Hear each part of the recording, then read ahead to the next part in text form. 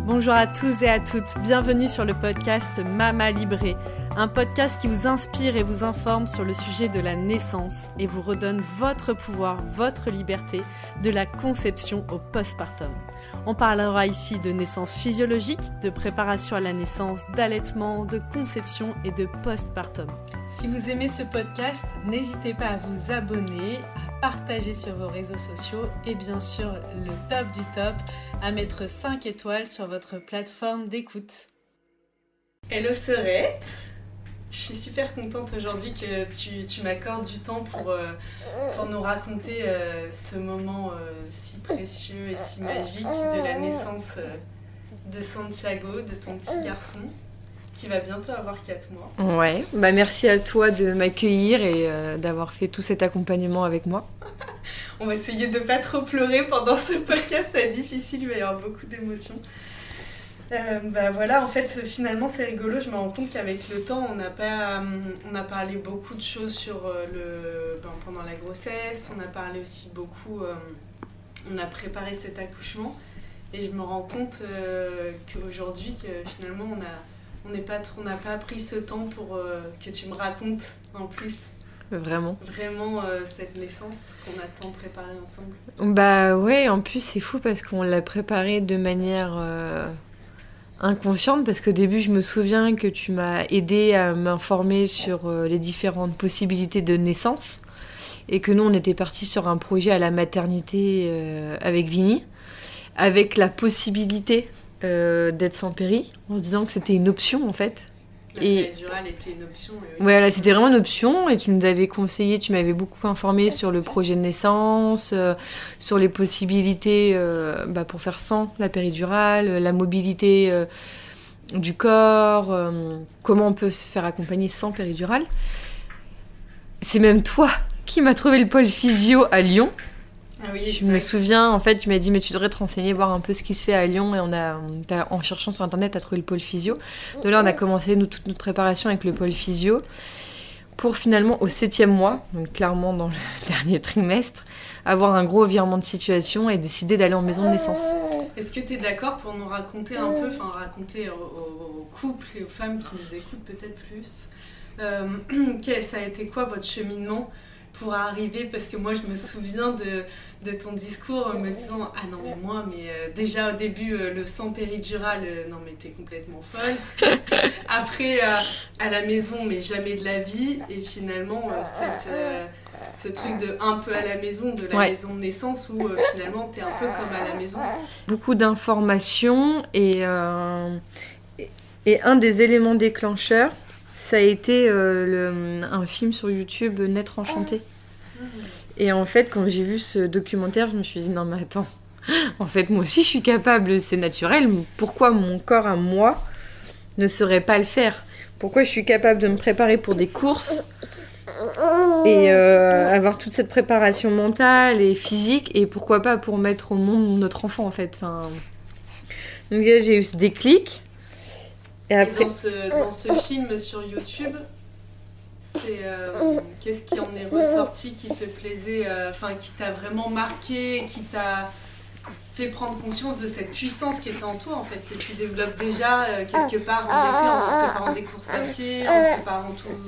Que le corps il sait faire, que je retiens rien que la grossesse en fait. Pendant 9 mois concrètement j'ai rien fait, mon bébé il a grandi. Oui, j'ai fait des prises de sang, j'ai veillé à ce que je mangeais, j'ai pas bu d'alcool, mais en fait, ça se fait tout seul. Je me suis dit, si le corps il fonctionne comme ça naturellement, à la naissance, ça va être pareil. Donc, il y a eu ce déclic et ça a vraiment été de fil en aiguille. On a fait ton accompagnement quand même toutes les 2 semaines, on faisait des points ensemble, que ça soit sur l'alimentaire, l'émotionnel, le physique. Donc c'était énorme. Et plus en avril, j'ai commencé des ateliers. On a commencé des ateliers piscine. Et là, pareil, ça a été une préparation hyper forte parce qu'en fait, l'idée c'était de prendre. Ils disent 1h30 d'atelier, ça durait bien 3 heures. Et c'était de prendre un temps avec le papa pour se retrouver tous les deux, mais aussi se faire masser, faire du chant prénatal, essayer plein d'outils que nous on connaissait pas. Et oui, tu as été accompagnée par qui à Lyon? C'était des ateliers? Ces ateliers, c'était dans une piscine L'Eau de Soie, avec Xavier et Elisa Boileau. Voilà, ils co-animent tous les deux ces ateliers, c'est une fois par mois. Donc entre ces ateliers, notre aptonome aussi qu'on a rencontré au mois de février, en fait en expérimentant plein de choses, on s'est dit en fait on a pas mal d'outils pour aussi s'accompagner tous les deux mutuellement le jour J, quoi. Ouais, vous vous sentiez prêts. On se sentait prêts, on était hyper informés, et aussi un autre élément déclencheur, c'est, moi je me souviens de la visite du 7e mois à la maternité. Je suis ressortie mais littéralement en pleurant. Et là je me suis dit waouh, ça va être compliqué. Qu'est-ce qui avait été difficile pour toi dans ce rendez-vous? Franchement, tout. Que ce soit de l'accueil avec la secrétaire, avec le rendez-vous avec la gynécologue, la prise en charge. C'est des personnes, en fait, je me dis, ça va quand même être bizarre. On va accoucher avec des personnes qu'on n'a jamais vues, qui, selon l'équipe médicale du moment, ça va se passer plus ou moins comme on a envie. Et en fait, ce jour-là, on partait pas acheter une baguette de pain, mais mettre notre enfant au monde. Donc, j'avais pas envie que ça soit la loterie sur l'équipe médicale du jour J, en fait. Oui, et puis peut-être aussi un élément qui est hyper important je pense qu'on a enlevé beaucoup de sacré dans la naissance et dans les accompagnements, et que finalement les accompagnements en piscine avec l'aptonome et tout, vous étiez dans cette prise en charge un peu un cocon. Ah, complètement. Et que là, t'es arrivé dans le milieu médical où on est dans un protocole. C'est hyper protocolaire. Voilà. Et ce qui a été le plus violent, en plus, là, c'était par rapport aux mesures Covid. Quand on m'a dit que le papa devrait garder son... Oui, il aura le droit d'être avec vous à la naissance. Je vous remercie quand même. C'est trop banal. Mais il devra garder son masque, il pourra pas rester avec vous après. Voilà, moi c'était catégorique en fait, c'était un coup de poignard dans mon cœur. Déjà, garder son masque pendant l'accouchement, je trouvais ça un peu bizarre parce que moi j'ai pas mon masque, on vit ensemble, d'un point de vue, ça avait pas de sens. Et en plus, comme on s'était lancé dans tout ce qui est champ prénatal et autres, moi j'avais besoin de voir son visage et de... voilà, et encore plus, je me voyais pas rester toute seule après, toute la nuit... Oui, alors que vous aviez fait tout ce parcours à deux, 3, exactement. Et je trouvais ça hyper violent, même pour lui. D'un seul coup, il est évincé de cette naissance. Voilà. D'où notre choix en maison de naissance. Vraiment, à 7 mois, on s'est inscrite. C'était fin mai. Et j'ai accouché fin juillet. Donc, Je me souviens de ce moment-là parce que je me souviens de l'appel qu'on avait eu juste après ton rendez-vous à la maternité. Et où je t'avais dit, mais en fait, tu gardes le champ des possibles, tout est possible, de reprendre ton pouvoir, si ça te convient pas, t'as le droit d'aller ailleurs, t'as le droit de changer. Et ça, finalement, je me rends compte que dans tout ce chemin qu'on a fait ensemble, dans cette préparation, c'est quelque chose que je t'ai répété souvent, et je pense qu'il est important de transmettre aux femmes, s'il y a quelque chose qui vous convient pas, une sage-femme, une doula, une conseillère en lactation plus tard, qu'importe. N'hésitez pas à changer en fait. Mais ça c'est précieux et heureusement que tu étais là pour me le dire parce que quand on n'est pas entouré, sinon on se dit un peu en gros foutu pour foutu, j'ai pas le choix, ou alors c'est le protocole classique et je le suis et tant pis, et on en espérant que le jour J ça se passe comme on veut en fait. Et il y a plein de femmes pour qui ça se passe très bien en maternité le jour J, même dans des hôpitaux classés niveau 1 ou 3 en sécurité, il n'y a pas de problème, mais moi il y avait vraiment un vrai décalage qui se mettait en lumière entre la préparation, comme tu dis, dans notre cocon et le jour J, quoi. Tandis que là en maison de naissance, on était à la maison de naissance de Bourgoin-Jallieu, on a accouché, je suis arrivée à 5h du mat', j'étais avec c'est Kitri qui m'a ouvert la porte, je la connaissais.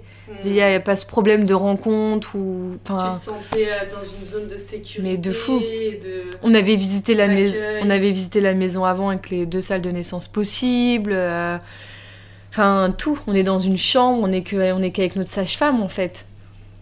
Donc est-ce que tu es d'accord, Laure, pour nous raconter un peu cette naissance, comment ça s'est passé pour toi, comment c'était, l'arrivée de ce petit Santiago? Ouais, avec plaisir. Eh bien, en fait, il y a eu 24 heures de travail, 12 heures de contraction, on était 12 heures à la maison de naissance.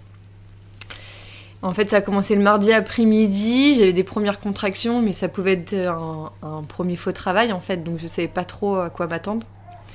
Et oui, parce que c'était la première fois que tu avais des contractions. Et la veille, j'étais chez ma sage-femme qui me faisait un monitoring. Aucun signe, elle m'a même fait prendre rendez-vous pour le jour du terme, si jamais il y avait rien qui se présentait, pour faire l'échographie de fin de grossesse, en me disant que ça pouvait quand même être émotionnellement un peu difficile de passer le terme, donc de pas avoir à me soucier à prendre mon rendez-vous, que tout soit prêt pour si jamais le 26 juillet, Santiago n'était toujours pas arrivé. Donc la veille, il y avait vraiment aucun signe. Donc le lendemain, le mardi, quand j'ai eu ces premières contractions, je me suis dit, bon bah on va voir. Et je me revois vraiment aller marcher, manger une glace, mais ça s'intensifiait de plus en plus, mais c'était pas rapproché, donc bon. Et le soir, on avait justement l'atelier piscine mensuel, et j'hésitais à y aller parce que je me suis dit, bon bah je sais pas si je suis bien, est-ce qu'il faut que je me repose, ou est-ce que justement y aller ça va m'aider et tout. Bon, on a clairement fait notre pré-travail, on est des heureux privilégiés d'avoir fait notre pré-travail dans la piscine avec Xavier et Elisa. C'est génial, c'est magique. Mais vraiment, c'était vraiment, enfin... Et qu'est-ce que l'eau t'a apporté? C'est intéressant. Ah, ça m'a... Mes deux naissances à la maison, j'ai fait tout le pré-travail dans l'eau et... Ouais, ça m'a apaisée. Ça m'a vraiment apaisée parce qu'en plus, j'étais mise sur le dos. Okay. Et du coup, Vinny et Elisa m'ont accompagnée, faisaient des bois dans mon ventre. Les bois, donc c'est des sons? Ouais, c'est des sons. C'est le son que nous a appris Elisa justement en champ prénatal pour vraiment accompagner la contraction et rester dans les graves. Et oui, pour vraiment s'ouvrir. On dit que il y a vraiment un lien entre l'ouverture de la bouche et l'ouverture du col de l'utérus. Ouais. Et que en plus les sons graves, ça vient vraiment résonner dans notre bassin et faciliter. Ouais. Donc c'était vraiment chouette de pouvoir faire ça. Et puis je me rendais compte que par contre je contractais de plus en plus, que normalement dans cet espace, dans cet atelier, il y a quand même une heure et quart où la maman se fait masser par le papa, c'est quand même du pur bonheur. Bon, moi là je sentais que ça prenait une autre dimension. On est rentré, j'ai essayé de me coucher, je savais que... Enfin, non, je me suis relevée aussitôt, ça n'allait pas. Je contractais de plus en plus. Vers 1h jusqu'à 3h, 4h. Là, on a décidé d'appeler notre sage-femme. Du coup, les 3 filles étaient d'astreinte pour nous tout le mois de juillet. Et elle nous avait bien expliqué à quel moment appeler. Donc moi, j'avais pas des contractions très longues. Elles étaient de 30 secondes, mais rapprochées de 2 minutes. Donc, sachant qu'on avait quand même de la route de Lyon à Bourgoin, on s'est dit, bon, bah, on va appeler. Vous aviez quoi, 50 minutes, 1 heure? On a mis 45 minutes. Ça, ok. Parce que la limite il faut être à moins d'1 heure, c'est ça? Ouais, c'est ça, c'est 1 heure. Pour pouvoir accoucher dans ces maisons de naissance, il faut que cette maison de naissance soit à moins d'1 heure de chez vous. Ouais. Et puis nous, à cette heure-là, ça roulait plus que bien. J'appréhendais vraiment la voiture et finalement, ça s'est bien passé. Je m'en rappelle même pas trop au final. J'ai préparé ma playlist et voilà. Et du coup, on arrivait à la maison de naissance vers 5h, je crois. Et donc là, pareil, c'était super chouette parce qu'on est arrivé. C'est Kitri, notre sage-femme, une de nos sages-femmes qui nous a reçus. Donc on connaît la personne. Enfin, elle avait déjà tout préparé. La chambre à lumière était tamisée. Enfin, je sais pas ce que c'est que d'accoucher en maternité du coup. Mais je suis pas arrivée avec toutes les lumières hyper blanches. Tu t'es sentie surtout accueillie, accueillie. C'est comme si vraiment on m'avait transféré de ma pièce, où déjà comme c'était la pleine nuit, on avait mis une petite lumière avec ma boule de pilates et tout. Vraiment, et pareil, retrouver. Ah oui, t'avais utilisé ton ballon, tout ça. Voilà, j'ai tout retrouvé en fait à la maison de naissance. Il y avait le ballon, il y avait le lit, il y avait un grand drap si j'avais besoin de me tenir au drap. Donc ça c'était chouette et elle nous a tout de suite vraiment laissé s'installer. Vraiment le travail s'est continué, mais comme si la route n'avait même pas existé en fait. C'était fou parce que moi j'étais hyper préoccupée de la route et en fait ça s'est hyper bien fait. Et donc là c'était un peu long, ouais. Moi je me souviens, ça avait... On avait un moment, ils m'ont rempli la piscine, j'étais dans l'eau aussi. Ça m'a soulagée, vraiment le chaud, d'être dans l'eau et tout, ça m'a apaisée. Mais au bout d'un moment, j'en ai eu marre, je suis sortie. Et c'est vrai que c'était un peu long parce que vers midi, je crois. En fait, si au début, j'ai vachement de notion du temps parce que je me revois, il y avait ce réveil à côté de Julie. Et je pense que Kitri, elle a dû capter un moment que je regardais trop le réveil parce que après coup, j'ai vu que le réveil avait disparu. Je me suis dit... Parce qu'au début, je voyais les heures défiler. Je me disais, mais ça va être long. Et j'avais vraiment du mal à lâcher prise sur cette notion du temps, quoi. Et j'arrivais pas à savoir où on en était, parce qu'en plus dans la maison de naissance on était dans notre chambre, les volets étaient fermés et tout, donc j'arrivais même plus à savoir après si on était déjà le jour ou pas, enfin... Ouais. Et du coup je sais que le fin de matinée vers midi à peu près j'imagine, coup de chance il y avait une autre de nos sages-femmes qui était en réunion le matin à la maison de Bourgoin, qui a pris le relais avec Kitri, parce que ça faisait déjà depuis 5 heures que Kitri nous accompagnait. Et en fait, moi, heureusement, je le savais pas. Elles m'ont raconté que le lendemain, les filles, mais à midi, que ça peut changer en l'espace d'une heure, mais j'étais à dilatation 5. Donc, ce qui ne veut rien dire, et c'est voilà. bien que tu le précises, parce que... Ça veut absolument rien dire, mais peut-être que de le dire à la maman, oui, ça peut être très décourageant. Quand j'étais déjà en travail depuis 15 heures la veille, même si j'avais eu l'information... que j'avais intellectualisé le fait que ça pouvait changer en une heure, enfin, je pense que physiquement, on peut le vivre, ça peut être difficile à vivre. Ah mais c'est bien, je trouve, de savoir, moi je me souviens pour la naissance de Jade, on m'avait dit t'es à dilatation 4 et j'étais à l'intensité max et finalement 50 minutes plus tard elle était là. Bah ouais non mais ça veut rien dire. Donc c'est bien de se dire quoi qu'on vous donne comme information, gardez en tête que ça veut rien dire. Mais moi j'étais quand même contente de pas le savoir du coup. Oui. Parce que ça peut être quelque chose à noter dans son projet de naissance. Ouais. On ne souhaite pas avoir cette information. Exactement, nous on l'avait noté. Parce que je savais que... et ça c'est par rapport à ma personnalité. Je suis plutôt du genre anxieuse, être dans le contrôle, donc valait mieux que j'ai pas cette info pour justement lâcher prise, plutôt que me dire ok, essayer de faire des calculs, ça fait tant d'heures, je suis à dilatation de temps, ça peut prendre encore tant, voilà. Revenir au mental, chose qu'on essaie de détacher pour... Complètement. Et donc c'était super, donc Camille a pris le relais avec une autre sage-femme, parce que le deal c'était qu'il y ait une sage-femme des 3 qu'on connaisse, plus une autre sage-femme, elles sont 2 à nous accompagner. Donc la première partie on était qu'avec Kitri, et après Camille est arrivée avec une autre sage-femme, que là on ne connaissait pas, mais ça ne m'a absolument pas perturbée. Et qui m'a pas laissé, qui arrivait avec une toute autre énergie forcément, puisqu'elle a commencé le travail avec nous. Et qui m'a pas laissé le choix de dormir en fait. Elle m'a vu debout, pousser contre le mur et tout. Elle m'a dit non mais là, alors il faut vraiment que tu te reposes, ça va pas être possible comme ça. Elle m'a pas laissé le choix de me reposer. J'aurais jamais pensé que j'étais capable de me reposer. Et dans ma tête je me dis mais qu'est-ce qu'elle me demande quoi. Enfin là j'en peux plus. Et puis je peux pas dormir, ça contracte. Et en fait j'ai réussi à me reposer. Je crois que ça a duré. C'était très court. Hein. Quelque chose on m'a dit après comme qu'une demi-heure. Mais là, je me suis réveillée, c'était un tout autre travail, quoi. Ouais. Là, c'était vraiment intense. Et donc, c'était chouette de les avoir... l'accompagnement, ça fait tout. Parce que quand on parle des différentes phases du travail, et cette fameuse phase de la désespérance, moi, je l'ai carrément vécu. Je me revois dire, non, mais transférez-moi, en fait. Mettez-moi un masque, ce que vous voulez, mais... Et toi, t'as vraiment vu... C'était quoi ta sensation à ce moment-là? La peur. Je me dis, mais je vais jamais réussir. Peur de pas y arriver. Ah ouais, ça va jamais s'ouvrir, ça va jamais sortir. Vraiment, la peur.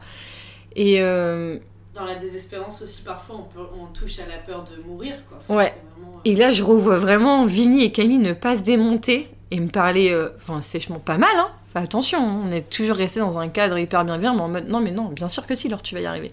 Et non, on va pas te transférer. Et je me revois du coup me dire à moi toute seule, prochaine contraction, je me casse, je sors de cette chambre.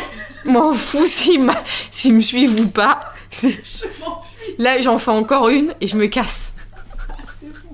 Mais je me revois vraiment me dire ça, c'est la dernière, après je me casse. Et après, et puis pareil, ils m'ont vraiment accompagnée dans les postures, parce qu'à un moment, en me réveillant de ce petit repos, j'étais allongée du coup. Et je pense que je me suis recroquevillée sur moi. Sauf qu'à un moment, physiologiquement, il fallait quand même que je change de posture si on voulait que le bébé il sorte quand même. Donc ça m'a aidé aussi d'être accompagnée dans ça. Elle m'a fait un peu d'acupuncture. Et puis voilà, et puis là après moi j'ai carrément oublié les boas et les sons graves quoi. Rentrer dans dans des sons primitifs. Honnêtement, je savais même pas que j'avais autant de puissance dans mon corps. C'est incroyable. Ah non, mais c'était un délire. En revanche, si une femme visitait la maison de naissance au même moment, je suis pas certaine de lui avoir donné envie d'aller au bout de son projet. Mais... Oui, parce que c'est super intéressant ce que tu dis, on n'a jamais été au contact de cette puissance de la femme. Ah non, et je pense qu'il fait peur finalement quelque part, comme tu peux le... Parce que c'est très... C'est vraiment instinctif, c'est un peu animal quoi, c'est vraiment, on revient à notre instinct primitif. Et moi je pense que j'avais vraiment peur de rentrer dans cet état, tu vois, à l'instant où on en parle, c'est vrai que je me rends compte, c'est peut-être plus ça qui m'a fait peur pendant l'accouchement, c'était de rentrer dans cet état.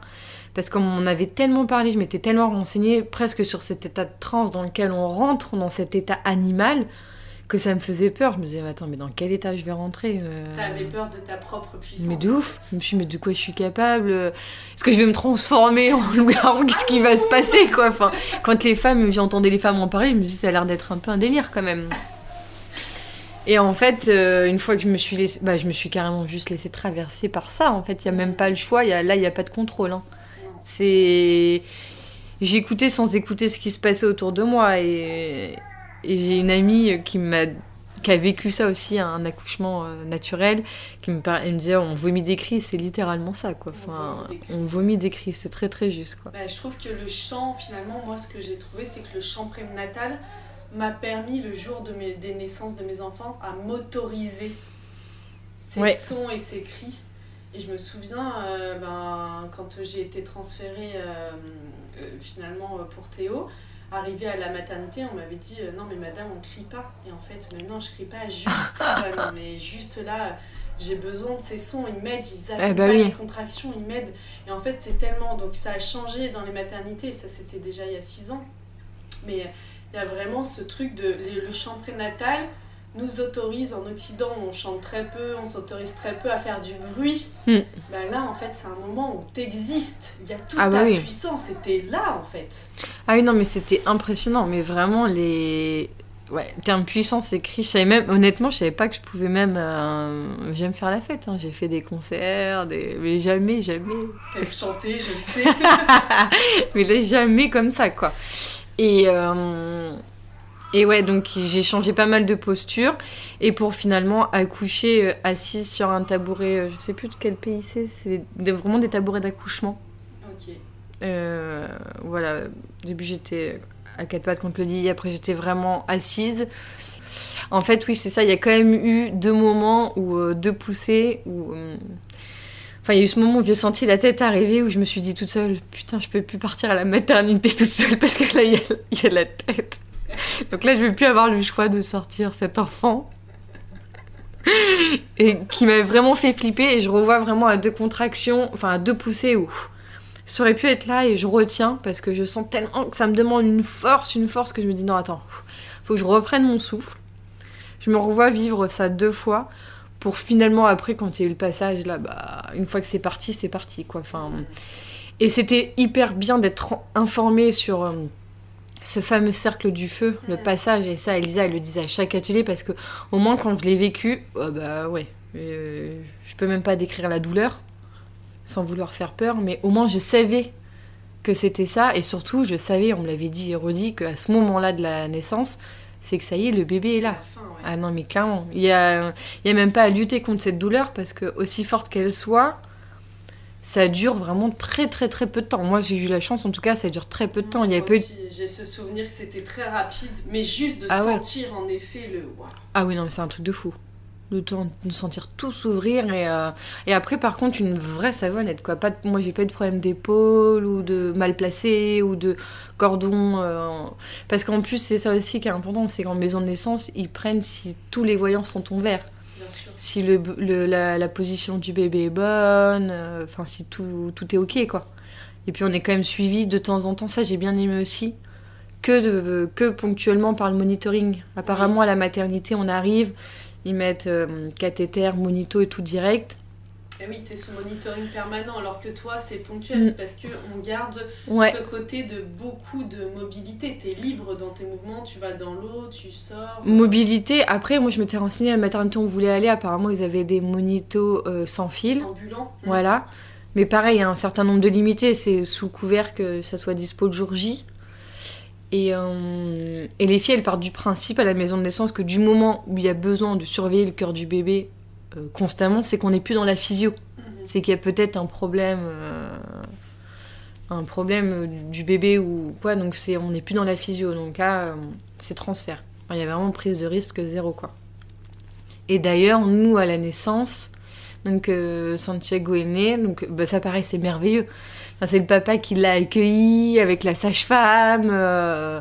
Moi, ils ont essayé de me le donner, mais j'étais là, mais j'étais plus là, en fait, parce que, ah ouais, non, c'est... Je crois que j'étais choquée de me dire, c'est fait. Bien, c'est fait, ça y est. Parce qu'en fait, c'est tellement un long travail, une douleur tellement intense, et au moment du passage, c'est tellement vite, et franchement, c'est tellement agréable. Une fois que la tête est passée, le reste, mais c'est... En tout cas, dans cette naissance, ça a été hyper...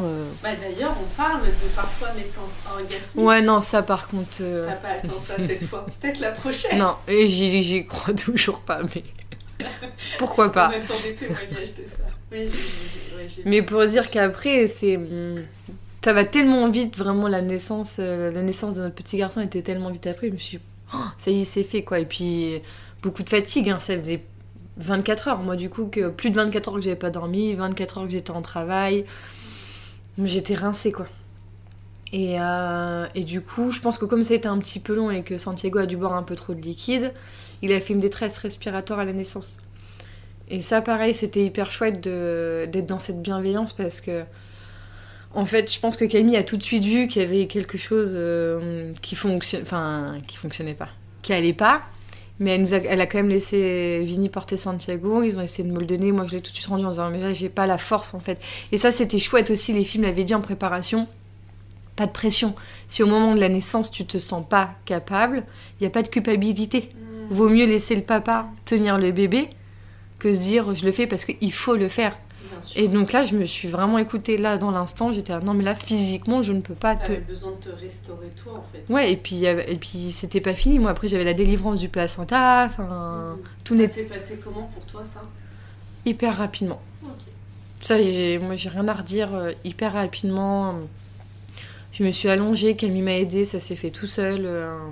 Super. J'ai pas été recousue, rien. Enfin, de ce point de vue-là, aucun problème. Donc très chouette. Et du coup, ils ont fait des premiers soins à Santiago, aspiration. Ils ont vu que là, ça allait mieux, il reprenait de la couleur, il a pleuré un petit peu et tout. Donc on a fait une heure de peau à peau. Il a pas voulu... on n'a pas réussi la tétée aussitôt. Je pense qu'il était encore trop encombré. Et de là, les filles hyper... sans aucun stress, vraiment, quand j'y repense, c'est fou, parce que ça aurait pu... Enfin, je me revois à me dire quand même plusieurs fois, est-ce que mon bébé va bien ? J'avais juste besoin de savoir que mon bébé aille bien. Bien sûr. Le reste, je m'en fichais. De le tenir ou d'être transféré ou pas, je voulais juste qu'on me donne l'info qu'il aille bien. Et au bout d'une heure, elles m'ont dit vraiment hyper calmement, tu sais, je pense que c'est mieux d'aller vérifier avec un pédiatre. Si tout est ok, je te propose qu'on aille à la maternité et tout. Et ça s'est fait en douceur, en fait, donc j'ai même pas ressenti le besoin... Enfin, je me suis même pas inquiétée, je n'ai même pas ressenti le besoin de me dire vite, faut que je me lève de ce lit et que j'aille avec lui. Le papa l'a accompagné. Enfin, c'est ça aussi, on est deux. Et c'est ça qui est... Enfin, on parle de maternité, mais on pourrait même... Parentalité. Mais ouais. Parce que moi, à ce moment-là, bien heureusement que le papa a pu rester avec moi, parce que du coup, il a pris la relève et l'accouchement, c'est vraiment fait à deux, du coup. Parce que ce petit être venait d'arriver et du coup, moi, j'étais pas... Enfin, j'étais clairement dans le lit. Enfin, il fallait... que je prenne une petite douche, je pouvais pas me lever comme ça spontanément, honnêtement, j'avais pas la force. Donc on a été transférés, on a quand même dû aller à la maternité. Ouais, on est passé 3 jours à la maternité finalement. Et du coup, ces 3 jours, c'était parce que c'était pour quoi spécifiquement Santiago, il a eu besoin de quoi comme soin ? Alors d'abord la détresse respiratoire, donc ils ont mis une cloche c'est comment ça ? au-dessus de sa tête. C'est comme un sac d'air où il faut rentrer de l'oxygène en fait pour l'aider à respirer. Et on est tombé sur une pédiatre super sympa parce qu'en fait normalement c'est 2 heures d'observation et sinon au bout de 2 heures c'est transfert en néonate où il y a de la place en région et sans les parents. Et en fait elle voyait que c'était long mais qu'il reprenait tout seul, donc on est resté 4 heures. Donc après ils nous ont gardé la nuit en observation. Le lendemain on pensait sortir parce que l'avantage d'une maison de naissance c'est que quand tout se passe bien... vraiment du début à la fin, c'est on reste 4-5 heures et après on rentre chez soi. Et nous, quand on voyait que la contraction était hyper rapprochée, on s'était dit... Enfin, Vinny, il était trop taqué. Il se dit, c'est bon, là, on va à la maison à 5h, à 10h à la couche, à 17h, on est rentré à la maison. Ce soir, on dîne à la maison tranquille avec notre bébé. Voilà, pas trop, non. Et on pensait sortir le lendemain, sauf que le lendemain matin, moi, je l'avais en peau à peau. Ils ont pris sa température, donc forcément, il était à 37,7. Donc, il faisait un peu de fièvre. Mais je pense que c'est parce que si on était aussi en peau à peau, quoi. Donc ils nous ont dit dans 24 heures d'observation pour faire un score infectieux, pour vérifier qu'il n'y ait pas de score infectieux. Donc c'est génial, on est branché aux machines, c'est le rêve. Pour que le lendemain, finalement, le vendredi, on disait on va sortir, et là ils nous ont annoncé... moi le matin, j'avais vu qu'il était quand même bien allé, mon petit bébé, quoi. Il fait de couleur. Je me suis dit bon, on va rien dire, parce que les filles nous avaient prévenu en plus que ça arrive fréquemment, spécialement quand les sens se font de manière naturelle. C'est au niveau de... Enfin, je saurais pas le réexpliquer. Pour la jaunisse. Ouais, mais au niveau de l'assimilation du sang, des globules... Enfin, honnêtement, je saurais pas le réexpliquer, mais on nous avait dit qu'il fallait surtout pas s'inquiéter de ça, que probablement ça allait nous arriver et qu'il fallait le mettre à la lumière et c'était ok, et qu'elle viendrait contrôler de toute manière. Et... Bon, là, il était quand même bien couleur abricot, donc ils ont fait des prises de sang... jaunisse, donc du coup, ils nous ont annoncé 8 heures de photothérapie. Et là, ça a vraiment été un coup dur, quoi. Je me suis dit, punaise, 8 heures, quoi. Enfin, j'ai 8 heures où je pourrais pas être physiquement avec lui.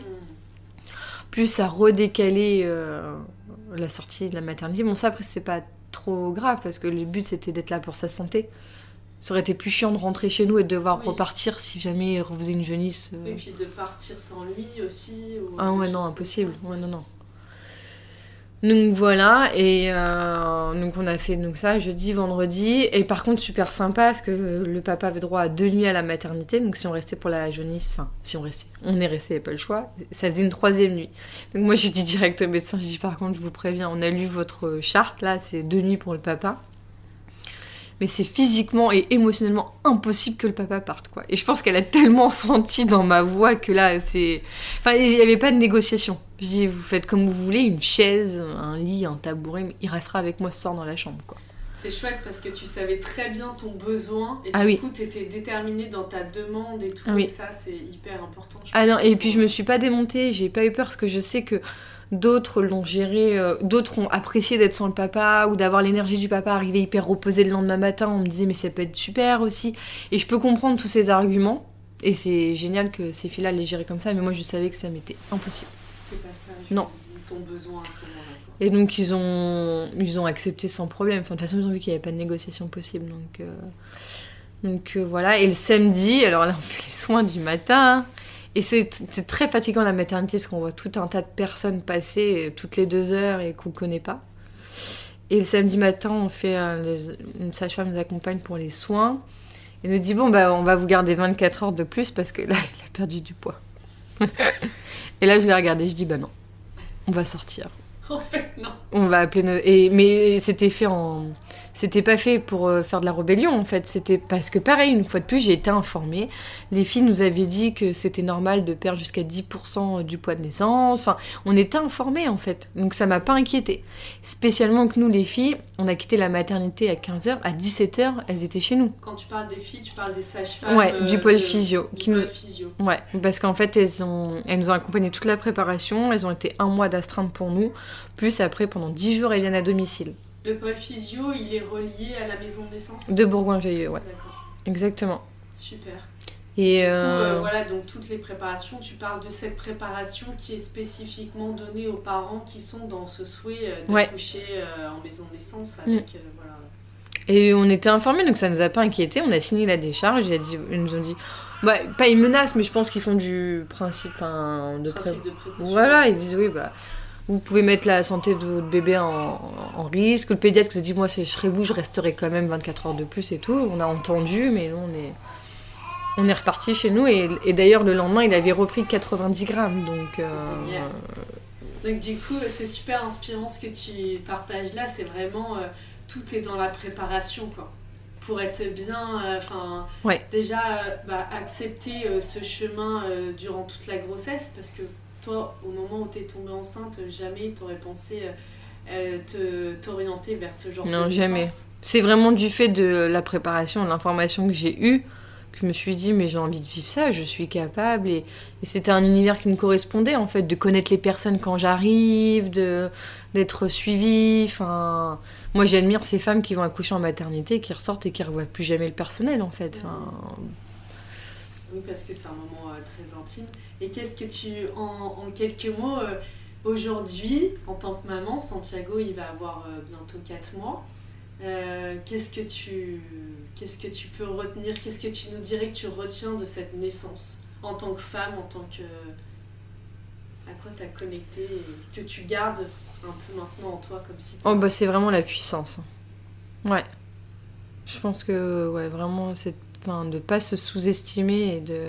Ça remplit un peu le capital confiance, quoi, clairement, quoi. Reconnexion à la femme puissante Ah qui non, dormait mais... en toi. Elle sommeillait jusqu'ici. La belle au bois dormant. Ah non, mais ouais. Ok. Ça, ouais, vraiment. Super. Bah, je te remercie. Merci pour... Bah, avec plaisir. Et puis, merci à toi vraiment de cet accompagnement. Moi, j'insiste vraiment que c'était vraiment... Enfin, en partie, pour pas dire que, grâce à toi aussi, parce que du fait de tes deux grossesses, de tes naissances avec Théo et Jade, enfin, c'est sûr que d'être tata avant d'être maman, ça donne quand même pas mal d'infos. Et moi, j'ai toujours été inspirée par qui tu es. Et en plus, tu m'as vachement accompagnée. Enfin, c'était quand même des rendez-vous toutes les 2 semaines. Beaucoup d'informations, beaucoup de soutien, beaucoup d'écoute. Et en tout cas, moi, je suis une personne qui a besoin de ça. Et c'est hyper précieux. Vraiment, vraiment, vraiment, vraiment. Merci, Soraya. Ah, tu m'émeus. Merci beaucoup. À très vite.